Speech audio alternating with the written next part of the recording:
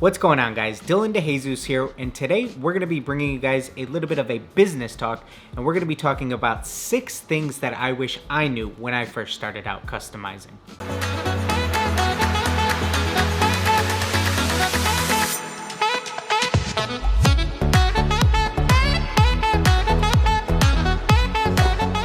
So whether this be something that you're potentially trying to turn into your full-time career, or just a side hustle on the weekends, or something that you're quite frankly just having a little bit of fun with, there's a lot of things that I hope that you guys can learn from and some mistakes that I made when first starting out. So for our first tip, I wanted to get right into the nitty-gritty and talk to you guys about some painting tricks, and certain colors are going to be flat out harder to paint than others, and if you've ever customized a pair of shoes, you know I'm talking about yellow. This can also be pretty common with a lot of the neon colors, along with certain shades of purple and red, and there's just a few other colors out there that can be pretty difficult to paint, whether you're doing it by hand with a paintbrush or with an airbrush. So how do we combat something like this? Well, first off, I think that you can get a cleaner finished look if you do things with an airbrush rather than trying to paint it by hand. No matter how good you are, you still run that risk of ending up with some brush strokes, whereas with an airbrush, I think you can achieve that cleaner look. But then I also have a paint buildup technique. So I'm gonna try to pull up a chart here on the screen that will better help resolve this. But let's say you're talking about painting the color yellow onto a piece of white leather. What would probably take you somewhere between 6 to 8 coats of just painting regular yellow directly on top. If you do a few of these build-up coats in between, I think that will significantly cut down on the number of coats it's going to take. And all you're doing is starting with some lighter shades to help you build up to get to that final yellow by mixing in a little bit of white in between. Stop asking about finishers. Everything really comes down to the prep work.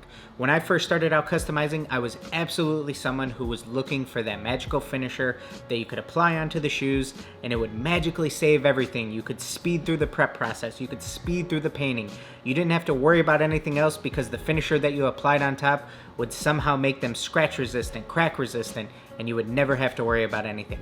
None of that stuff is possible unless you really nail the prep work. This to me is the single most important product that I believe Angelus makes.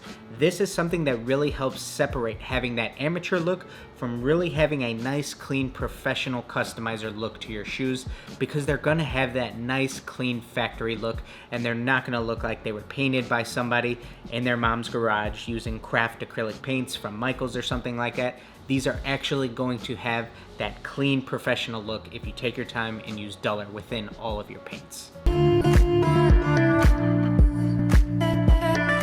There is a really good reason why a lot of companies hire outside talent to do a lot of their photography work, because at the end of the day, when it comes to custom sneakers, we're trying to sell a premium product, and it's really unfortunate when we see a lot of talented artists, people sending in their work to be critiqued by us, and the photos don't match up to their own artwork.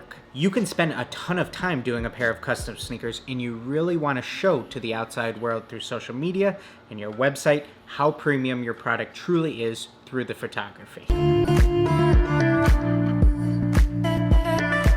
I think it's incredibly important to understand that a lot of different shoes contain a lot of different materials, and you need to know how to work with each one of these through the additives that you're using. So if you're working with materials such as sock liners, mesh, nubuck, you want to make sure you're mixing in a little bit too soft, just so that these materials don't stiffen up through the paint. And if you're working with some harder plastics, such as back tabs that are seen on a couple of the Jordan models, you definitely also want to make sure that you're using some too hard with those.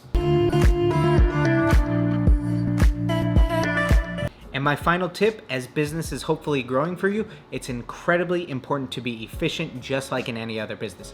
If you can handle a bunch of shoes prep work at the same time, move into a lot of airbrushing base coats at a bunch of shoes at the same time, these are things that are going to help speed things along for you, and you'll be able to handle more shoes in any given week.